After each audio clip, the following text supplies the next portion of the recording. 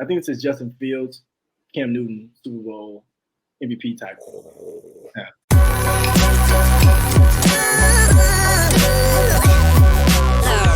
The following is a presentation of the Belly Up Sports Media Network. Let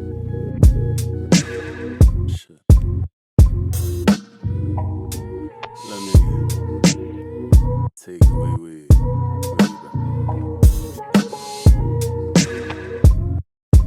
What is going on, everybody? Welcome back to Sideline Summit. I'm Antonio Perez, joined as always by Danny Cole, DC, UPenn's finest, and Chris Coulter, CB, Culture Boy. We got another great episode for you guys today. The clock is ticking down towards the NFL season.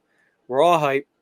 Can't wait. This is going to be Chris's first season, on the show with us. So, we're going to have nice chats all season. But this week we are talking about the NFC North, Minnesota Vikings, Detroit Lions, Chicago Bears, Green Bay Packers. I can't even believe I just had to look down at my notes to look at those teams. I know the divisions like the back of my hand. I'm actually starting to get the NBA divisions down too. But yeah, we'll be talking about those teams today. We'll also be talking about training camp headlines. There's a lot going on in training camp, a lot of injuries.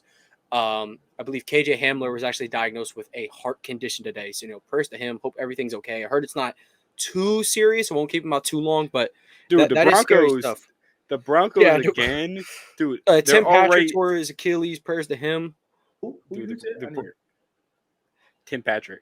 Oh my. Tim Patrick, wide receiver, tore his Achilles. Another receiver, KJ Hamler, heart condition. Yeah, just it's and then them and the Hackett stuff, and yeah, we'll talk a lot about some of the training camp headlines. Dude, Hackett got the hatchet. What's that? Yeah. Nah, Rogers like the mean girl who don't talk about my man like that. That's what he said. That's what he said to Sean Payton. But and then at the end we're going to be blind ranking the new throwback jerseys by the teams that introduced them. I'm not going to include the Broncos and the Browns doing those white helmets. That's not a throwback. You couldn't think of anything else. I do like them. They're just not too creative. But nonetheless, we can start with Summits, Plummets, and Danny. I'll kick it off with a plummet. It is Elon Musk renaming Twitter to X. Didn't happen. Just like the 2011 finals, didn't happen. Nope. No recollection. That didn't happen. The 2022 finals didn't happen. And Twitter becoming X didn't happen. Just L. What is he doing? It's just a horrible idea. Like Twitter, one of the most unique social media apps. It like everything about it. It like retweet and tweeting is like its own thing. Now it's just post, repost. It's just not smart. I can't believe there are people who actually think this dude is smart. I will say I do like the shamelessly. I do like the new like icon. I think it looks cool. If it could still be Twitter, the logo's nice, but dude, do something else with it. Twitter, bro. He got rid of Larry. The bird's name was Larry for Larry Bird. Why would you do that? Elon hates people. Gotta be. Maybe he's Magneto. Who knows? Elon's against the Larry Bird top 5 all time agenda. I'm afraid. Can't believe this. Yo, speaking of top 5 agendas, did y'all see Dr. Dre's top 10? You mean Dr. You said Dr. Dre. You mean Dr. J? Sorry, yo. Dr. Dre. No, Dr. J had the worst top 10 all time I think I've ever seen in my life. The only, I think, reasonable names on that were what? Magic, Larry, MJ, Kareem. Bro said, he said Tiny Archibald. What? And here's the thing: these people take their opinions as like the gospel, and I can't stand it. Look, man, like today's players may be a little different. They actually, play in like the most talented league. Like I don't know, even them. Like these players don't know ball, and I don't. That sounds weird, but they don't. Like they're not sitting down hours at a time like certain YouTubers are. Like, oh my God, Kenny Beecham, Cleek Productions. Productions. Balled though. Yeah, he balled, but let's be real. I think Dr. J's was. I think it was valid for his time frame. Like I said, I think he just didn't. And the fact that I think the part that makes it worse, he's been covering NBA like as an analyst since 2004. So Dr. J should have more current people. But from where he came from, Dr. J played in the 70s. Like it does make sense to have all old players from his perspective. Since you should have Kobe the wasn't on the all-time list. leading scorer. Kobe You should have the all-time leading scorer in your top 10. You should. You should. But they had That's great. And you know what's the craziest thing? When that dropped, I was with my friend Isaiah and I'm with my brother, and I'm like, no, it's crazy because I know y'all all remember LeBron. They asked LeBron who the top 3 players of all time. He put Dr. J in his top 3. That is insane, but he didn't anyway because he loved Dr. J. But the love is not reciprocal around here. But that was all off of one Plummet. Yep. About Twitter. Hey, I'll give my summit pretty easy. Eagles are bringing back the Kelly Green jerseys as an alternate, which I like. Some people are like, bring them back full time. Hey, I'm not with that, but like, hey, I'm cool with them as an alternate. I'm looking to get tickets to one of those games. They're playing the Bills and the Dolphins. Dolphins game is the game to do it. Because what if the Dolphins pulled out their throwback jerseys? Not the teal ones, because that would get too crazy, but like a white throwback, that could be nice. The merino white, that'd be fire. When he was there. See, that is a jersey that you should bring back full time because it's not too not too different. It's just the number font change and putting the helmet back on the Dolphin, which should have never went away. I think the Eagles should actually wear this Kelly Green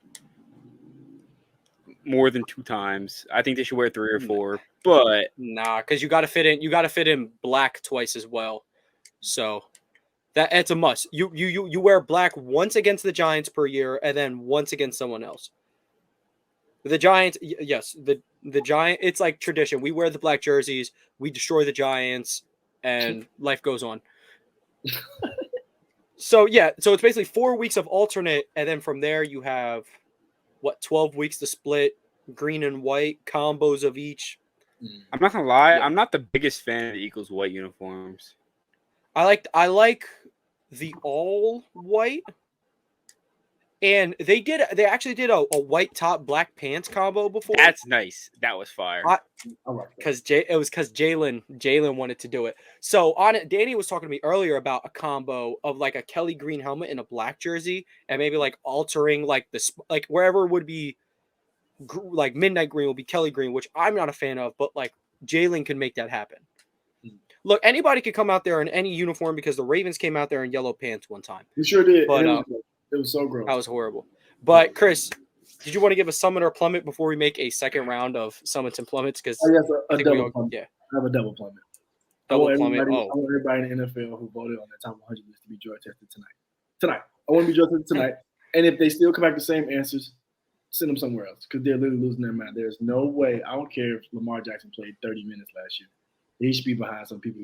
Now that is me coming from a Ravens fan. Yes, I know that, but it's also just coming from a football fan. And both me and Danny could sit here right now and be like, there aren't like 30 players better than Lamar Jackson. I'll say 40 max.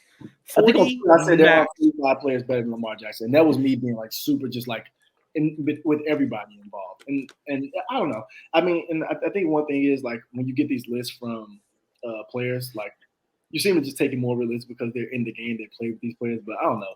This is the first time I really looked at the list and been like, I don't know, these dudes don't know ball. Like usually I'd be like, I get it, or like even Dr. J thing. Like I was like, all right, I see where he's coming from. I didn't see this. Like former MVP, like he didn't like tear his ACL, God forbid, but like he just was hurt some games. I mean, he had a big injury, but I mean, come on, bro. That low is crazy to me. Yeah. Yo, all I gotta say, I'm the MVP, and you're talking about practice. Literally, bro. Literally. Here's the thing. Dak Prescott got, I think, put 10 spots higher than him or so. All right, and if you could say, because Lamar missed time, him and Dak missed the same amount of games. Not only that, the Cowboys went 4-1 in that span. The Ravens did not win a game after that. I think they might have won one.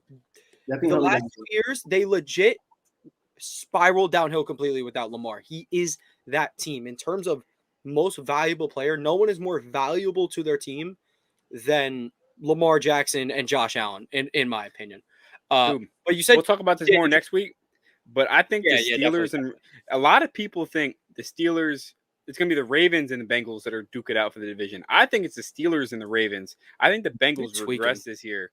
Dude, You're tweaking. I don't think that team's defense is what it really used to be. It doesn't matter. They have arguably the best wide receiver. No, okay. We'll get back to it next week. We need to get through. I need to get a Plummet. Chris had a double Plummet, and then you still need a Summit. So, Danny, give a Summit real quick. I guess my Summit is tomorrow is the MLB trade deadline, and we know the Phillies have the most aggressive GM in history of the trade deadline. Stop talking. Don't say nothing. You're going to get my boy traded.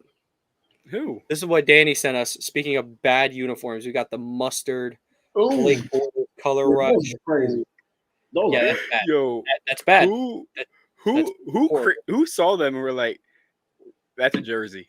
It's one of them. Blake Bortles. That's probably who. Yeah. I know Jalen Ramsey didn't approve of that. But my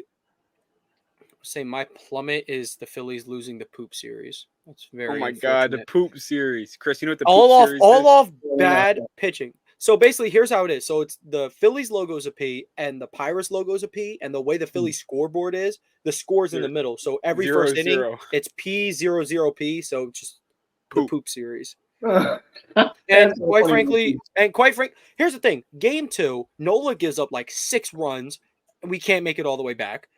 Then yesterday's game, Sanchez, who was pitching phenomenally, dude, he threw a 5-inning no-hitter, and they just pulled him out. They said, no, dude, insane. It is, oh, my God. And I don't even want to start on, like, just – I will never understand why Bryson Stott gets rest days. The dude – how old is he, Danny? 25. 25! The dude is 25. He doesn't need rest days. Why? Why do we have load management in baseball? I know it's a lot of travel and stuff. I'm like half joking or whatever. But yeah. So, Chris, give us that last Plummet, or if you change your mind to a Summit, But yeah. Oh, yeah. What was my other Plummet? I think it was the fact that I had just really realized that Kelly Oubre isn't signed either. And I know this is weird because we're talking about football, but it's a Plummet because I think it's like 3 or 4 teams that could really use him. I think the Mavs, Heat, Lakers, and Celtics could really use him as another Sixers. League. Sixers could use them. You take the Lakers out. I meant the Celtics, Danny. You're right. Celtics, Heat, Sixers, and Mavs really use him. And it's weird he hasn't signed yet. I've been hearing this because he's waiting to see like the Dame news. But either way, like Danny said, I can't believe I messed it up. I think Kelly Oubre should be a Sixer already, and I don't know what they're waiting on. I think he's a perfect wing over there, or a Boston Celtic. That's fine. Wait, talk about what does Damian Lillard got to do with him? Does he think like, Dame getting traded to Miami? Oh yeah, I'm going to Miami. I'm Christian Wood. I'm really trying to do that. I don't know. That's why I hope Dame gets traded. He is plotting. That is crazy. But we're gonna move on to ring chasing for real. Ring chasing. That's so nasty. But yeah, we're gonna move on to the Minnesota Vikings. They're going to be the first team we talk about. Their over-under line is 8.5 wins. Notable losses, Dalvin Cook, even though they released him. It's a loss, but, like, they did it for a reason. They have like Danny said, you can look at all, like, the basic numbers and realize that Dalvin Cook, he is still a top of the top half of the league back. You can argue top 10. I'm not going to argue top 10 running backs with you, but I don't know. That defense is going to be horrendous. But here is where I think people aren't giving them enough credit. They have the second best player in the NFL, in my opinion. That's my opinion. I do heavily favor offensive players a little bit, but I think, first of all, Kirk Cousins is a top 15 quarterback. And he does what did you watch? Quarterback and assume he's – I'm kidding. Hey, man, if you don't have me a top 15, I really wouldn't be mad at you because he does not do well under pressure in terms of like prime time, which I think that's not obviously accurate. It's not like he just simply gets worse. I mean, on prime time, you just play really good teams, but 8.5 wins, Kirk is good enough of a quarterback to win you 9 games, or I'll even say 7. I'll lowball it, say 7, and then you give him the best wide receiver in the league. I'm going to take the over for the Minnesota Vikings. I think they'll get at least 9 wins. I think they'll probably flirt around 10, 11 wins personally. But I'm going to swing it to Danny first. Just tell me, like, expectations for this Vikings team. Or I get just win-wise, because they're not winning a Super Bowl with that defense. No shot. So, Danny, what are your thoughts?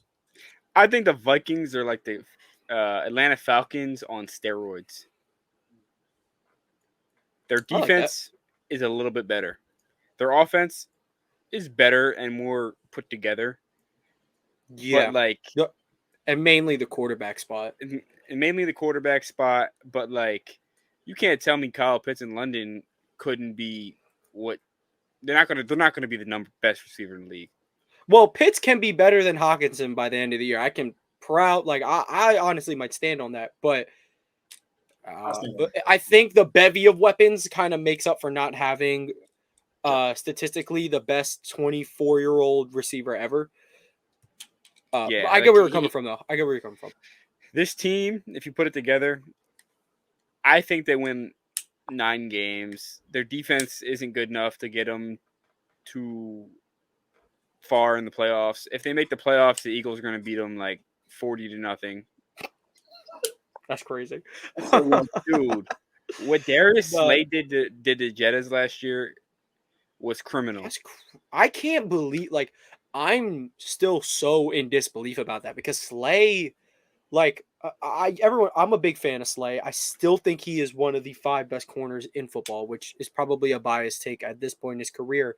But it was just like, I watched him clamp this dude up. One thing I wanted to say, actually, shout out Danny. We ranked the top 10 receivers going into next year, except we did it last summer. He put Jefferson at 1. I put Jefferson at 2. I put Adams at 1, which I don't think you can really make an argument for Adams at this point. I still think he's like third, maybe third or fourth, because I got Hill and Jettas at 1 and 2. But I believe I put Jettas I believe I put Hill at 3. I think you went Jettas, Adams, Hill. Yeah, we had the same top 3, or I might have put Hill at like 4. I think we had.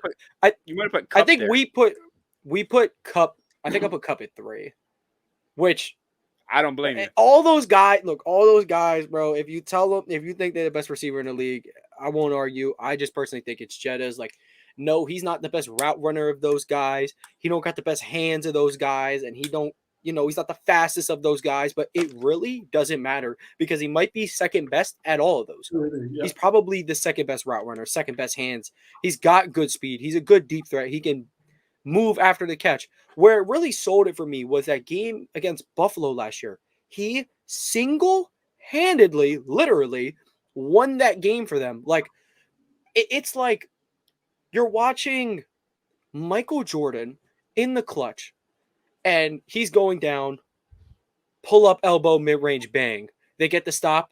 The ball, there is no play. There's no draw up. You go right back to him. He makes him he drives down the lane, dunks it with the right hand. And that's just what Justin Jefferson has been doing for them all year. He's such a catalyst for that offense. It's big play after big play. Was one of the only reasons they were in that wild card game against the Giants. Me personally, I have them over 8.5 wins. Chris, I wanted to ask you, honestly, a numbers game, really. So, like we said, this could potentially be the worst defense in the league. But like Danny said, this offense can be prolific. It can be very good.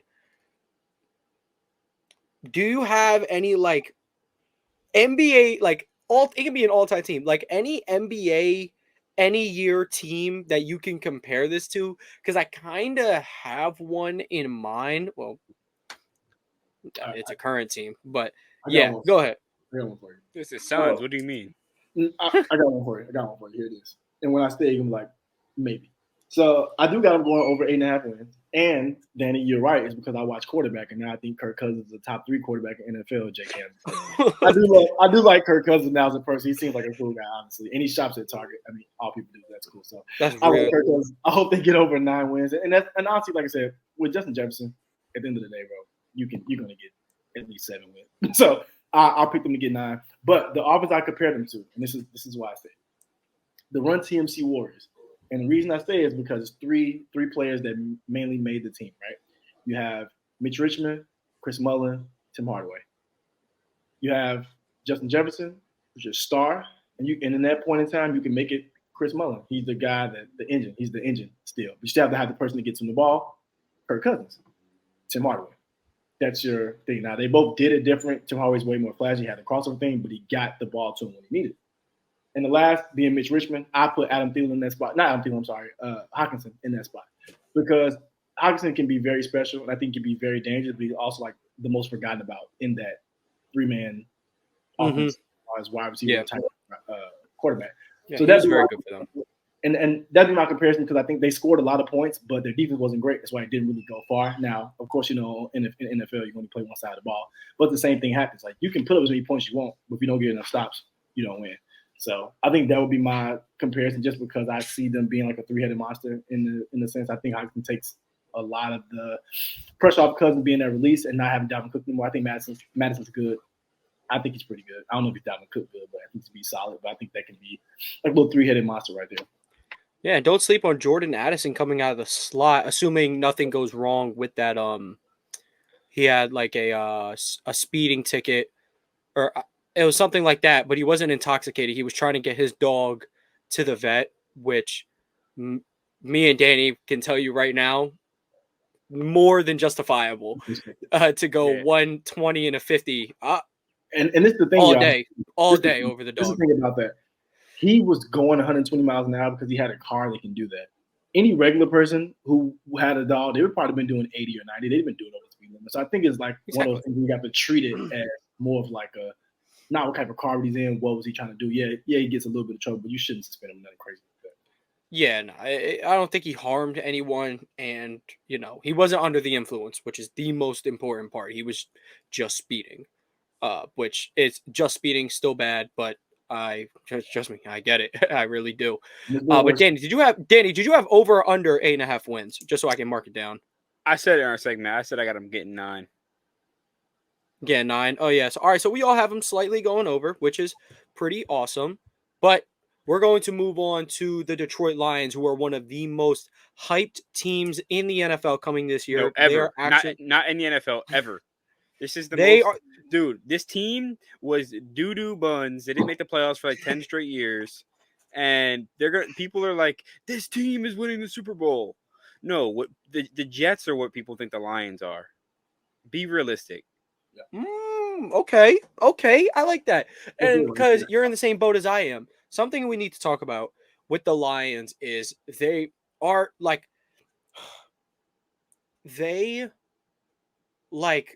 we do this all the time. A team will end the year smoking hot, unbelievably hot, and then they just can't get it done because the Steelers, for the first half of the year, they were horrible.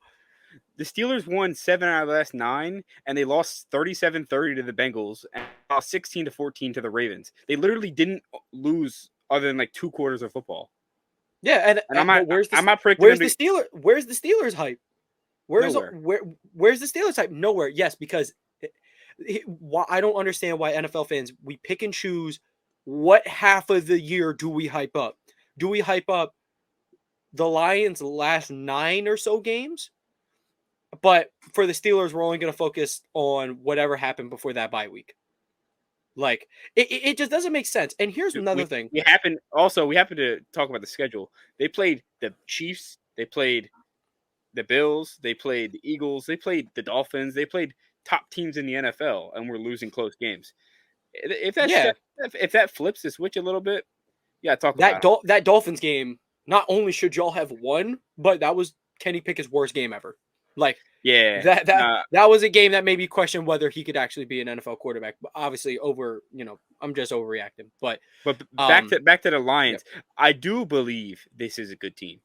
I do believe they will hit over 9.5 wins. I'm just skeptical of them people saying they're going to win 13 games. I don't think they're a 13 win team. I don't think they're a 12-win team. I think they're a 10 to 11 win team, and especially in this division, dude, they might be able to go 4-2 in their division. They could. They could go 4-2. They could go 2-4. You never know, They, dude. they could easily split with every team. I think they could also maybe get split. They could get swept by the Vikings. That game is going to be an absolute bloodbath because nobody can guard each other. So, yeah, I actually have under. I still think with mediocre quarterback play comes mediocre results. See, wins aren't a quarterback stat. However, QBs a lot of the times have the most influence on a win or loss. Jared Goff is people love his numbers. People love Jared Goff's numbers because he's got more yards than Josh Allen, and he'll have more touchdowns than Joe Burrow, and he'll have a higher completion percentage than Jalen Hurts. Look me dead in the eyes and say you'd have him over any of those guys as your starting quarterback. They'll be like, no, but look, he's severely underrated. That's what happens when you get down by 30. You have to throw the ball a million times to get back in the game. And not only that, he can't make a throw on the run. He cannot make a throw with his feet offset. And that is going to be a problem. And that's why I thought the disrespect for CJ Stroud, people are like, oh, he's just Jared Goff. Insane. CJ Stroud is an athlete and can throw darts on the run. Me and Danny watched it in the national title game. He's hitting Marvin Harrison Jr. back of the end zone on the run off one foot. That was so disrespectful to Stroud because Goff is a legit statue. He can't move. And on top of all that, he's a good statue, though. He's very good at being a statue. He's solid I think he's got good pocket presence. He's got a good mind. He don't got the good physicals to back up being an elite quarterback or a top 10 quarterback for that matter. He's a back half of the season merchant and a high attempts merchant, I'm afraid. I'll tell you this. People forget there's a guy named Jameis Winston. He once threw 30 touchdowns and 30 interceptions in a season. He's in the 5K club. He's in the 5K club as well. Because yep. Once you start throwing once your defense sucks and you get down by a lot of points, you got to throw the ball. Yeah. And that's what happens, dude. Jared Goff is average over 3.8 yards every year of his career because his team's just the nature of the team. They're not that good.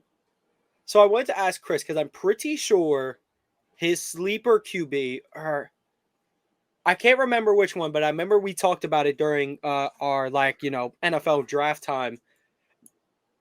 Do you think at any point we'll see Hendon Hooker jogging out there in place of Jared Goff or just starting a game over Jared Goff for any reason? I 100% hope so. And this is why. Jared Goff is so mid to me. He's so mid to me. I do not I agree. I think he benefits from being on bad teams as far as bad defenses go but basically what you all said, so I'm not going to repeat. But I don't think Jared Goff is good. I don't think they're going to win 10 games because I don't think quarterbacks matter. I really do. You have to be able to get the ball to your weapons. And if he can't move on the run, they start blitzing, it's going to be trouble. And like I said, this could be coming from a place that I don't think Jared Goff is a good quarterback. And being a Chicago kid, you always hate the Lions. And also on top of that, for them having two generational talents, the Lions don't deserve good things. For them to have Barry Sanders and not do nothing. And for them to have Calvin Johnson and not do nothing, they don't deserve good things. So they're not going to win 10 games just off that alone. But I personally hope Hooker does get some play time this year. I mean, because I don't think Jared Goff is your for the future quarterback. That's just my own personal opinion. So I think you would want to try to find someone who can make plays. They're putting weapons around in that Lions offense. Mm-hmm. I can't say they are building and getting a lot of weapons. So I think that's great. I think I said this last week. Can't remember which team, but if you're going to put weapons around, you got to have somebody to give them the ball. And the more dynamic your quarterback is with dynamic weapons, the more special you can be. So it can offset a defense not being as good, or it can offset a bad game by a defense because you can keep the ball to your weapons when you need to. So. One thing I will say is I think they high key, low key nailed the draft. They just didn't draft in the right order, so it was weird. They took Gibbs at 14 and then took Jack Lambert later in the round. But then on day 2, they took what could have been Campbell. Back Zach Campbell. What did I say? Jack Lambert. That's a Steelers Hall of Fame linebacker. Oh my God! I'm sorry. I don't know why I said Lambert. Jack Campbell. Apologies. But yeah, well, I was saying, and then on day 2, they ended up drafting guys who, you could argue could have went early round 2, late round 1. But without further ado, we are going to move on to the Green Bay Packers. So the Packers, y'all can do all that stinking stuff. Screw y'all. But I'm going to go on this little spill. Which Danny can back me up on this. Them and the Bears are so similar, in my opinion, because I have both of them as question marks on my paper on who's going to be over, who's going to be under, because they're both 7.5 wins. It's kind of just, how are these quarterbacks going to break out? Is Justin Fields going to like take an elite jump, like top 10-ish quarterback jump, or is he going to take like that first Hurts jump where like, okay, we're seeing improvements as a passer while still being like, and Jordan Love. We'll talk about Jordan Love because we're talking about the Packers. Dude, if Fields is half of what Hurts is as a passer, that dude is a borderline MVP candidate. No, he's not. Anyway, back to Jordan Love. Jordan Love has such limited game rep that what you're going off of last year would make you think, oh yeah, this dude could be a Pro Bowler. Like, he's really good. It's just hard to tell. Like, I know Christian Watson finished the year very well. You obviously still have, A.J. Dillon. You have Aaron Jones, which I'm a big fan of Aaron Jones, like huge fan of Aaron Jones. I think he's severely underrated. And then you have Dubs, and then you have They drafted like 3 tight ends. Just blanking. Yeah, that Musgrave, I think, has been getting the starting reps, right? Yeah, they drafted a bunch of tight ends, and then they did draft a receiver, didn't they? Blanking on. I have no. Hold up. I'll tell you right now. Packers rookies. I say because they drafted Luke Musgrave, they drafted Tucker Kraft, who I actually was a fan of both. Jaden Reed. Yeah. I like Jaden Reed. I like him a lot, actually. So I think the 3 young Bucks at receivers with a young quarterback, I don't know, 7.5. I'll go ever so slightly under. I think they'll get like 6 or 7 wins, which is fine. You really just need to see the progression of Jordan Love, which Danny saw it live. I saw it on TV. He looked pretty solid against the Eagles defense, which a lot of quarterbacks do. But he played extremely well. He looked poised. He looked a lot better than he did the last year when he had to go play in Arrowhead. Poor kid. But I'm going to move it on to Chris. Because I asked you the same question last week about Bryce Young. What is a successful season for Jordan Love? Because he's not a rookie. Like, he is in his 4th year, and then he is the team option that was picked up. What? Because this isn't like a do or die year, but he's also like not a rookie. Just what would be a successful season for Jordan Love in terms of wins and just in terms of like what level of quarterback do you expect him to be? I think a successful season is hitting the over, getting 8 wins. I think that's success.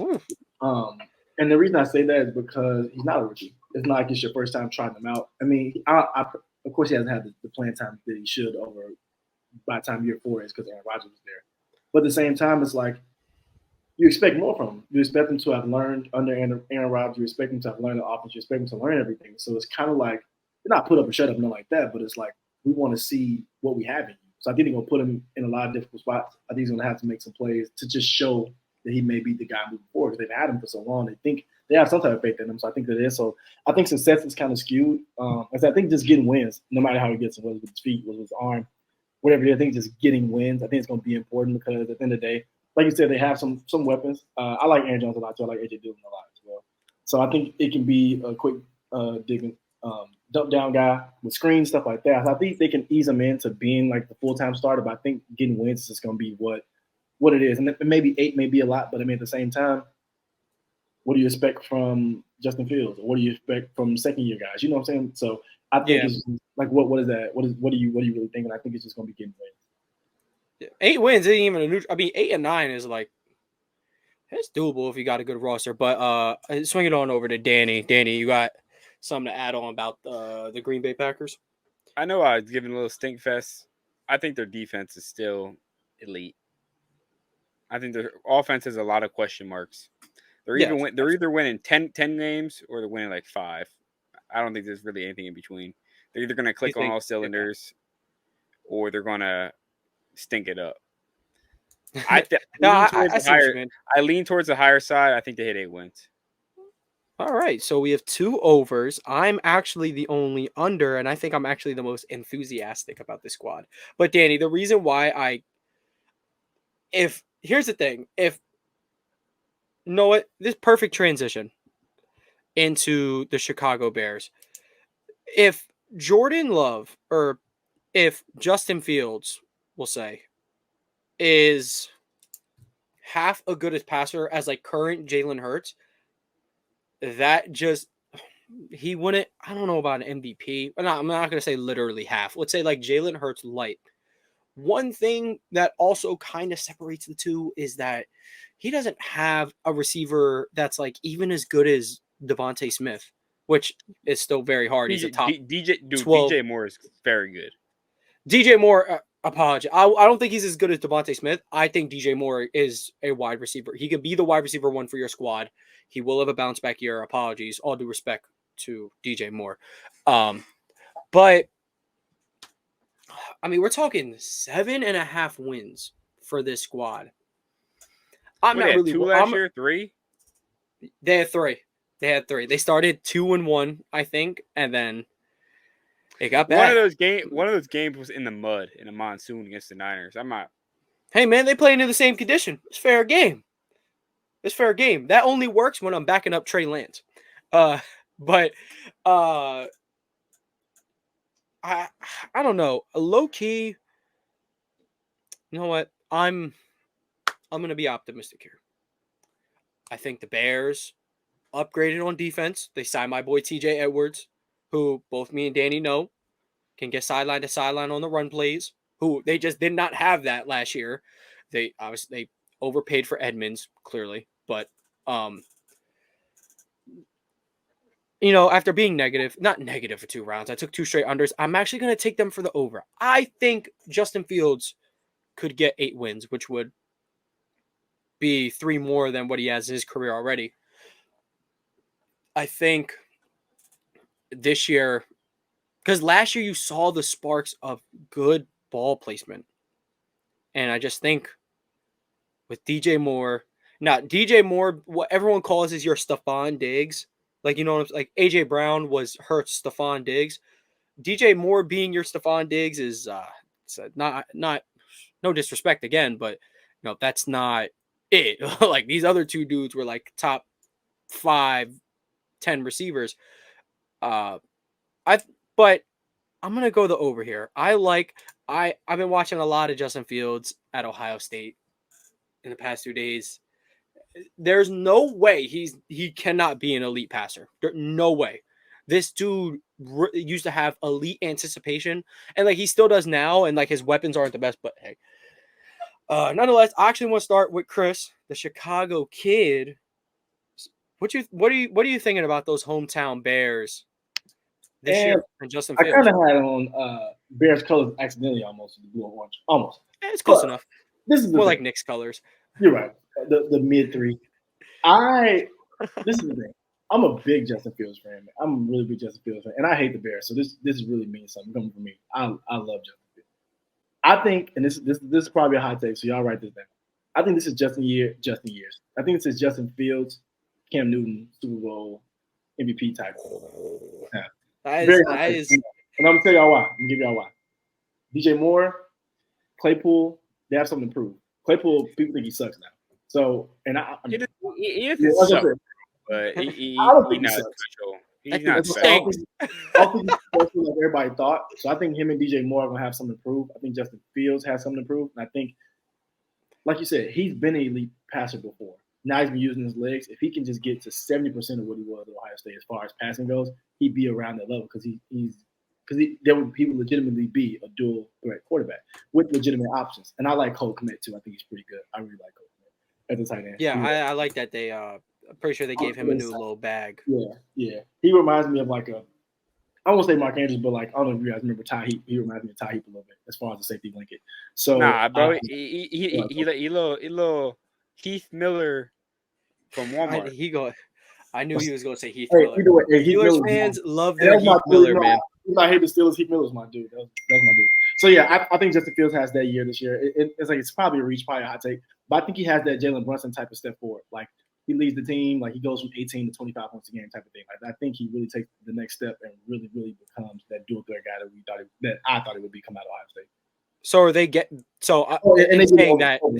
Yeah, I would say in saying that they got to get over. Like they got to get at least the 8 wins. Yeah. I would say, Danny, I want your thoughts because like I think we're both high on him. I think you are also big on Fields, but it's also kind of like if he were to jump to Cam Newton MVP Cam level, that's like, oh, he's gonna have a top 10 QB season all time. Like, but hey, Danny, I just want to we'll collect your thoughts so we can wrap up the North because we have got to run through some stuff. Cam Newton had a excellent defense, borderline a Hall of Fame defense behind him. He had 2 good running backs. A top 5 middle linebacker of all time. Yeah. He had 2 good running backs. He had a Hall of Fame tight end. He had borderline Hall of Fame wide receiver in Steve Smith. He had a group around him. Fields doesn't have that. Fields has him and some dudes that are athletic. I'm taking the under, but I think they get 7. Under, but they get 7. The reason I widened my eyes when you said Hall of Famer, I was like, the first thing on my mind didn't go to Steve Smith. It went to like Ted Ginn Jr. And I was just like, no. But shout out to Cam for making him like even slightly relevant. They also had wasn't it Kelvin Beachum? They had Jericho Cotchery. Oh my God, dude, Cam is different, bro. Like Cam is, come on. Now, real quick, before we get into the blind ranking, I want to talk about some, just training camp headlines. Obviously, we talked about the thing going down with the Broncos. One topic that I really like about training camp is the iron sharpens iron because there are so many good wide receiver corner duos. And like, imagine what practice looks like for the Eagles with Slay and AJ going at it all day. And on the other side, it's Bradbury and Devontae Smith. That ain't too bad either. The Jets, Garrett Wilson and Sauce Gardner, they're going to be with each other for years. They're just going, it's like, you know what I'm saying? Like, I thought that was pretty cool seeing some clips and all that. But just real quick, I wanted to say Jalen Hyatt. Jalen Hyatt looks like he's actually getting into some more routes, which no offense to Tennessee. And by no means do they have to do this. They don't prep their guys for the NFL. They prep their guys to win a national championship, which is fine. That's perfectly fine. You don't have to prep them for the NFL. They go there. Kids go there knowing what it is, and they can leave, honestly, at will at this point. But it's good seeing Jalen Hyatt. He's getting reps on in and out breaking routes, and he's beating defenders up top in, on a concentrated catch on the sideline. I'm very happy for him because I want him to pan out. I think he was just kind of done wrong by the whole process. But Danny, you have the same notifications as I do. I wanted to know if you had anybody who stands out to you at camp. One thing I would say, my boy Calvin Austin has been making some great catches in Steelers camp. The Calvin Austin plug. Calvin Austin will forever get plugged. Yeah. I've seen some things going on in Steelers camp pretty good outside of George Pickens and Joey Porter got in a fight. That wasn't a fight. No, it wasn't anything like Travis Kelce was doing, man. He snatched his chain. Pickens snatched his own teammate's chain. That's insane. That's kind of funny. That's kind of funny. Why are you wearing a chain in practice? Yo, you are not defending George Pickens in this. Yes, he is. I'm with him. Real. And not only that, it was an offensive pass interference. He just shoved the shit out of him. Wasn't even worried about his route. It was a pass play. Bro. Yeah, he don't. And this is why you could take that top 10 wide receiver, quarterback wide receiver duo and shove it up your ass because George Pickens is a lunatic who tries to beat up his own teammates. This is Garrett Wilson and Sauce Gardner at home. Like, come on, man. That's bad. That's bad. But Kenny Pickett looking husky. Go ahead, Chris. Gained 20 pounds. I don't know if y'all seen it. Fatty. I don't know if y'all seen it, but that boy 8-Ball back in that pocket looking real good, running around looking real good. And this time, I don't even have to Photoshop it anymore. Odell Beckham is in a Baltimore Ravens jersey. I know it's 3 years late, 2 years late. I know it is, but I don't care. I don't even have to Photoshop it no more. I see him in that black 3 with the purple outline, with the gold on the purple outline. Made my day. And then I see Zay Flowers. That's the one right there. Or come on. I'm so happy to see my boy out there with actual people who could catch the ball and run. And it's just so beautiful to see. And honestly, too, Zay Flowers looks good. He looks good. He looks like he's going to be a guy. He's wide receiver 1. Don't trip. I'm fine with that. If 8-Ball's back there moving around like that, he can throw the ball to me. I won't catch it, but he can throw it to me. Zay Flowers probably catch it at least. Oh, just like we were talking about, Vikings were running some ones at camp. And Jordan Addison looks good. Obviously, Justin Jefferson, there's not a man on this planet that can hold him. I'll probably say going into next year. But unfortunately, Kirk Cousins will throw the ball on 4th down short of the sticks, and they won't win the playoff game again. So it's okay because he's a nice guy. I've seen it. That's such a shame. Yo, Daniel Jones, he's been putting stuff on the money in camp. I'm not gonna lie. Might be a every big year, dude. Every year it's like that every year, dude. I'm not trying to get too hype over training camp. We remember what happened last year when Jalen Reagor caught. Oh my God, he caught a one-handed fade over Darius Slay. Like that was crazy, bro. I'm trying just looking through some stuff. Quentin Johnson had a bad day. Didn't he do that against the Patriots last year when they had like joint camp? No, it wasn't it. I have no clue. I thought that was against Slay. It could have been against Patriots. I think that's cool. Joint camps are awesome because what I like is so you can get one real preseason game. Like your starters can get one real preseason game. Like last year, the Eagles played the Jets. Starters played one drive, got out of there. Now the rest of the preseason games, us and the Dolphins about to play. Let's just have a joint practice. We can get real ones reps there, and then we don't even got to play our guys, which the Dolphins still played their guys, and the Eagles got destroyed because there wasn't a starter on that field. But oh my God, the first play of the game was a deep ball underthrown, but it's Tyreek Hill, so that happened. But yeah, I'm a fan. Another look, iron sharpens iron. Like Danny said, most underrated cornerback in football, Tyson Campbell and Calvin Ridley. That's great runs, in my opinion. Like, just all around the league, I like the vibe of training camp. I try not to overreact to any players doing nothing crazy, but training camp's fun. Training camp is low key one of the best times of the year. I didn't know Deuce Vaughn was small of a human too before watching training camp. Like, I didn't know he was really that Deuce Vaughn. I 5'6", bro. Like seeing him against other NFL players, I was like, "Oh, this dude is legitimately very, very small." Hold on, who was we'll keep it in Texas. I'll tell you this: C.J. Stroud and Tank Dell will eventually be a top 10 quarterback receiver duo. Mark my word. What was it? You said C.J. Stroud and Tank Dell will eventually be a top 10 receiver and quarterback duo. That's not this year, not next year, but eventually. Never. Tank Dell, never. Here's the thing about being a top 10 wide receiver quarterback duo. One of those two got to be top 10. I think C.J. Stroud would win MVP in his career. That's fine. The other dude has to be top 15 at his position somehow. But it's not going to happen. We're in the golden age of receivers. To win MVP, you got to have a receiver going on for 1,200 yards. No, you don't, because we just talked about Cam Newton. You don't. You do not have to have a top 10 receiver in the league. Well, C.J. Stroud is not rushing for 800 yards. And Tank Dell will never be a top 15 receiver. Like, he won't. I'm going to be honest. I would bet on him flaming out before becoming a top 15 receiver. And I'm not saying he's going to flame out. I think he's just going to be a solid wide receiver. But top 10 QB like wide receiver duo, like if you're thinking about those now, like the one that hangs on like by the thread on the back end is like Tua Dak and and Hill, CD. because Nah, Dak and CD. Dak and CD are both top 10 at their position, so it's fine.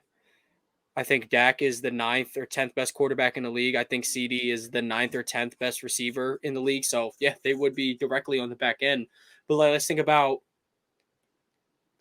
let's think.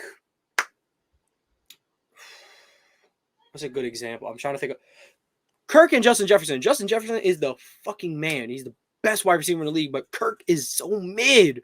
But you still put them as a top 10 quarterback wide receiver duo because they're both, one is the best in the league, one is an average QB. But like CJ Stroud is going to be like a top 10 QB, 7 to 10 range, and then in Tank Dell not even going to be his wide receiver 1 for the most of his career.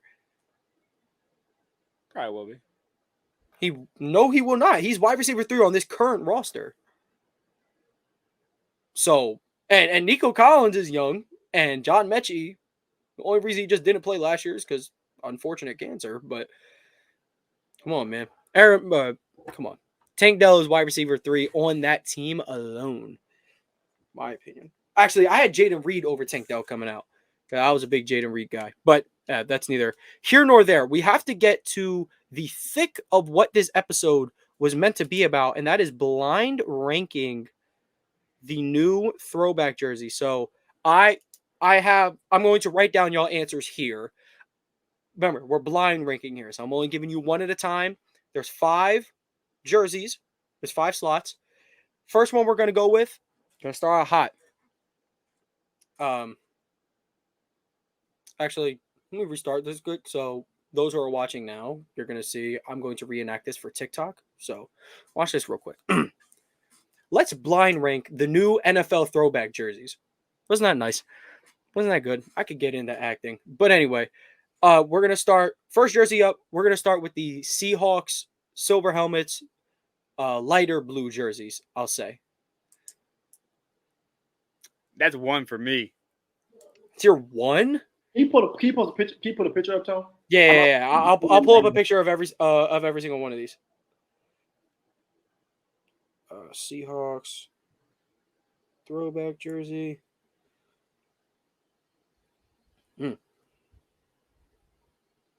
Trying to find from their photo shoot with a picture of the helmet too. They're making this so unbelievably difficult. Where are the? There we go. This is fine. It's Jamal Adams. Oh, I like those kind of a little bit. So 1 is like the least worst, and 5 is the worst. 1 is one would be the best, and then 5 would be the worst. So Okay. Seahawks throwback jersey. Danny has it 1, 2, and you're gonna go 2. Okay. I like that jersey. Seattle.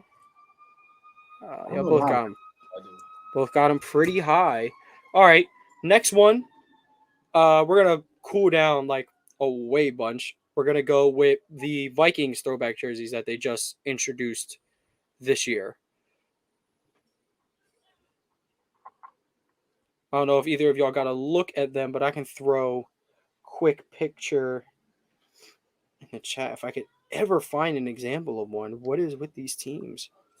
Just not posting their like photo shoots. Here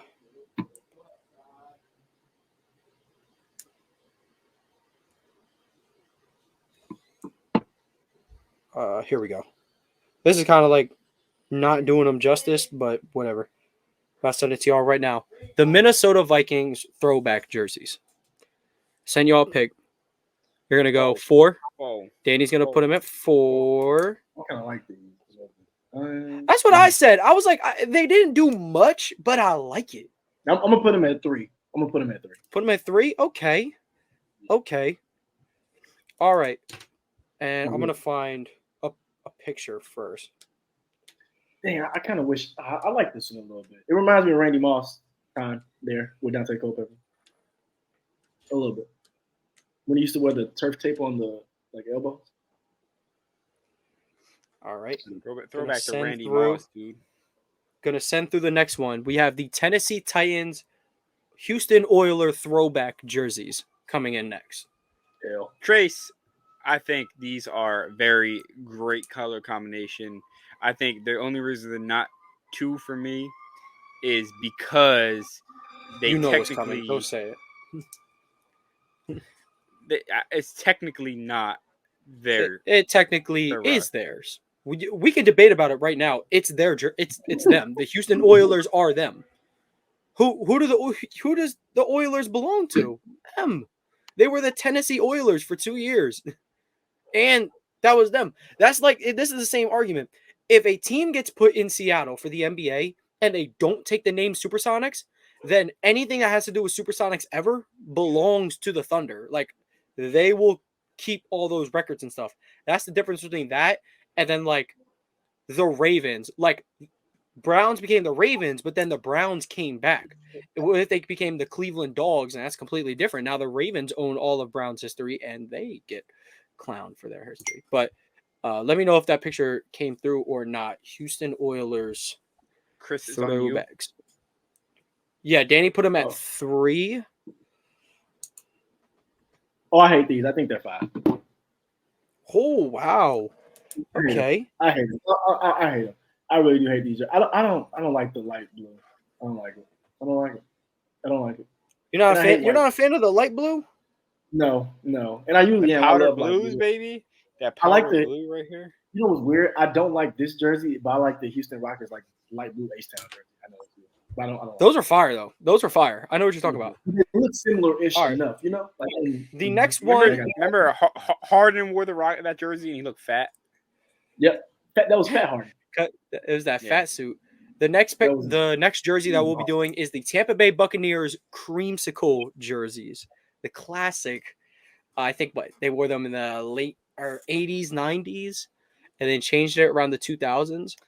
Dude, this is hard because I don't know if your 5th pick is Kelly Green.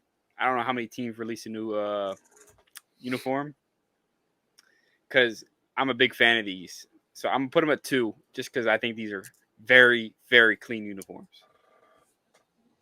Danny, something I will say, your list is abysmal, actually. For blind ranking, I think this is bad. Hence your bad, fashion taste that I said about earlier. But I got these 4. 4? Yep. Good call, my man, because both of y'all, by default, Chris has the Kelly Green jerseys at 1, and Danny has them at 5. And this is bad, dude. Yeah. Chris knows Chris's list. The Eagles throwback, Seattle, Vikings, Bucks, Oilers. I'm a bigger fan of the Oilers one, so I might put that at 3, but 4 and 5. That's a fire list. And I like the Vikings respect. I really like that uniform. I like Dude, it reminds me of the time watching Bears Vikings with my dad, dude, and literally watching Dante Culpepper close his eyes and throw this shit down the field, and watch Randy Moss out of nowhere just catch and run and just do this out of nowhere. That is reminding me. I was a Chris Carter guy. If I could redo the list, I'm doing Seahawks, Eagles, Titans, Vikings, and then Bucks. Put the Bucks last. But you have the Bucks at you could have put the Bucks behind the Vikings in this original one. I didn't know you were going with the Eagles. Basically, you would be putting your 2 and your 5 and your 5 and your 2. So, yeah. But nonetheless, thank you guys for tuning in to another episode of Sideline Summit. If you're watching on YouTube, make sure you subscribe, leave a like, head on over to the audio platforms, leave a download, leave a 5-star rating over there, and vice versa. If you're on the audio platforms already, come on over to the YouTube, subscribe, leave a like, make sure you turn on post notifications so you don't miss a single episode. Anything to say before we get on out of here? No, man. Y'all have a good one. That's really it. Yeah. AP New Freezer, Culture 2 by Migos, and DC Comics. You guys have a great one, and make sure you tune in next week for our next episode.